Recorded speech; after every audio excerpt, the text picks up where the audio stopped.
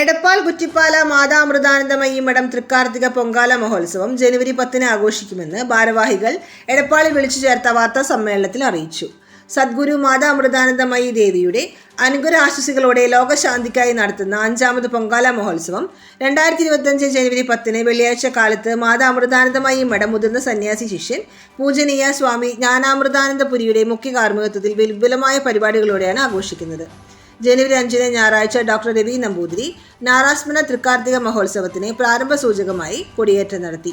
ജനുവരി 9 വൈകിട്ട് 5 മണിക്ക് കാർത്തിക പൂജയോടെ ആരംഭിക്കുന്ന മഹോത്സവത്തിൽ സന്ധ്യയ്ക്ക് 7 മണിക്ക് കോട്ടക്കൽ കഥകളി സംഘം അവതരിപ്പിക്കുന്ന കീചകവധം കഥകളി അരങ്ങേറും.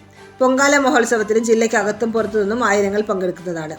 ജനുവരി 8 ബുധനാഴ്ച കാലത്ത് 10 മണിക്ക് ആശ്രമ മഠാധിപതി സ്വാമിനി അതുല്യാമൃത പ്രാണയുടെ നേതൃത്വത്തിൽ പൊങ്കാലയ്ക്ക് മുന്നോടിയായുള്ള കലവറ നിറക്കൽ ചടങ്ങിന് നാടിന്റെ വിവിധ ഭാഗങ്ങളിൽ നിന്നും അമ്മയുടെ ഭക്തർ കലവറ നിറയ്ക്കുന്നതിനായി എത്തും.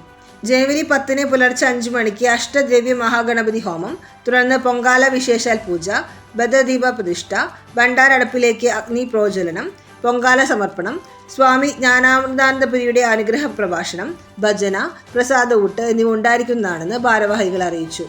വാർത്താ സമ്മേളനത്തിൽ എടപ്പാൾ കുറ്റിപ്പാല ആശ്രമ മഠാധിപതി പൂജനീയ സ്വാമിനി അതുല്യമൃത പ്രാണ, ആശ്രമം സത്കന്ദ സമിതി അംഗങ്ങളായ ചന്ദ്രൻ ചാലിശ്ശേരി, ദിനേശൻ ചങ്ങരംകുളം, ഉണ്ണികൃഷ്ണൻ പട്ടാമ്പി, കരുണൻ ചങ്ങരംകുളം എന്നിവർ പങ്കെടുത്തു.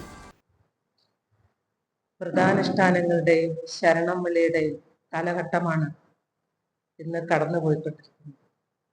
ഈ കാലഘട്ടത്തിൽ തന്നെ ആദ്യത്തിന്റെ മുമ്പിൽ ആയിരങ്ങൾ ഭക്തജനങ്ങൾ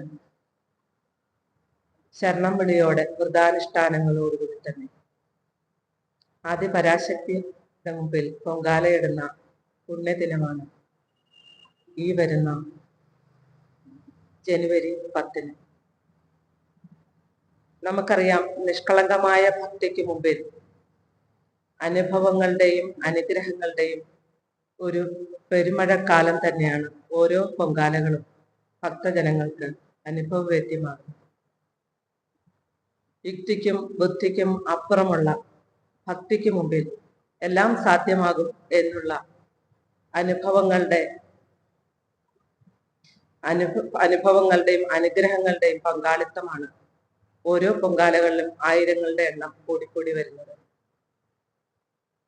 അതുകൊണ്ട് തന്നെ ഭക്തിയോടുകൂടി നടക്കുന്ന ഈ ചടങ്ങ് എന്നും ഒരു അത്ഭുതമാണ്, എല്ലാവർക്കും ഒരു മാതൃകയാണ്. ഓരോ കുടുംബവും ധന്യമാകുകയാണ്.